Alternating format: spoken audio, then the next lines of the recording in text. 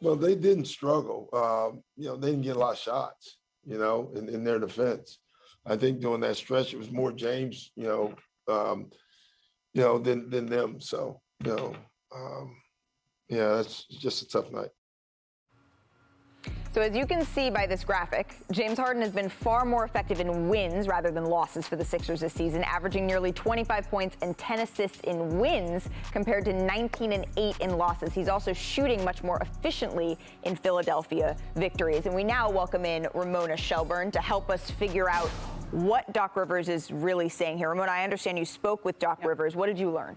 Well, Doc basically said, I've said that quote a couple of times, basically referencing it's either Tobias Harris or James Harden in with that bench group. And so when he's saying that was James, he was saying that was James missing shots. He was sort of deflecting it from the bench group, which has been the worst bench in the league this season, especially since James Harden came over. But he was essentially, it's not like they missed all the shots. It was James taking more of the shots. He wasn't throwing James under the bus. He was just being factual. But I think the way the quote got picked up was a little more harsh. Right. Well, because James Harden has been playing a lot with that second unit. And the question was, okay, why isn't there a production there? And when you see James Harden stats, it comes up with the starters as opposed to with the bench. But Perk, do the Sixers have a James Harden problem here?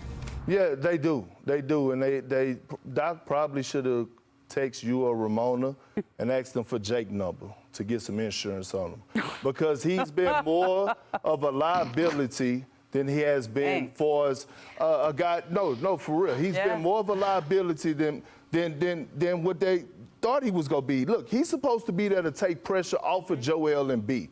And when you look at James Harden and you look at all the guys that he has had, all the superstars that he has played with, he has had more features than DJ Khaled when he had Rick Ross, Jay-Z, Migos, Drake, and everyone across the board. Dirk. When you look at who James Harden has played, it didn't work out with Dwight Howard. It didn't work out with Chris Paul. It didn't work out with Russell Westbrook. You went to the Brooklyn Nets. It didn't work out with KD and Kyrie. Now you're with Embiid. At some point, you have to be able to hold up your end of the bargain and not just depend on the other that you're pairing up with. Don't put pressure on Embiid.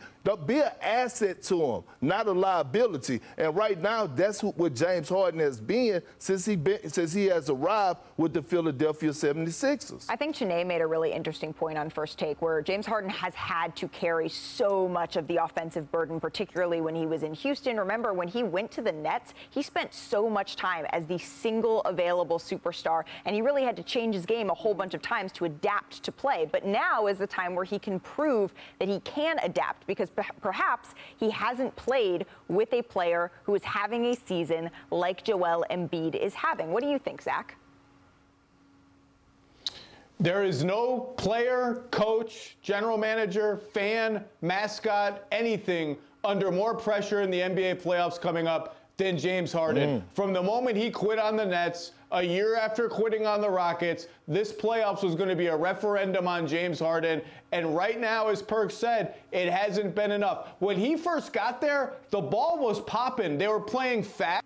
Fit well with Tyrese Maxey. He's been a little quieter lately. The ball and bodies were moving in the half court. That's kind of stopped. It's like the energy has been sapped out of them. James Harden is shooting 41% as a Sixer, 34% from three. The pop just isn't there. And I keep hearing this stuff about the second unit in James Harden. The second unit's not doing enough. You know who else plays with a lot of that same second unit? Joel Embiid. That second unit is doing fine. The second unit really is just code for when Joel Embiid is on the bench. That's when they really miss Andre Drummond. They're -9 so far overall with Harden on the floor and Embiid off the floor. That's not just about Harden. That's about their backup center situation. That's about the rest of their bench. But this all second unit stuff doesn't seem to be an issue when Joel Embiid is on the floor with almost those same players. Well, look, Harden, he's really struggled over his last 5 fourth quarters, right? Scoring under 3 points per game while shooting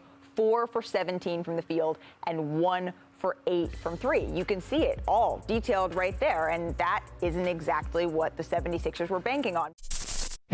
Thanks for watching ESPN on YouTube. For live streaming, sports, and premium content, subscribe to ESPN+.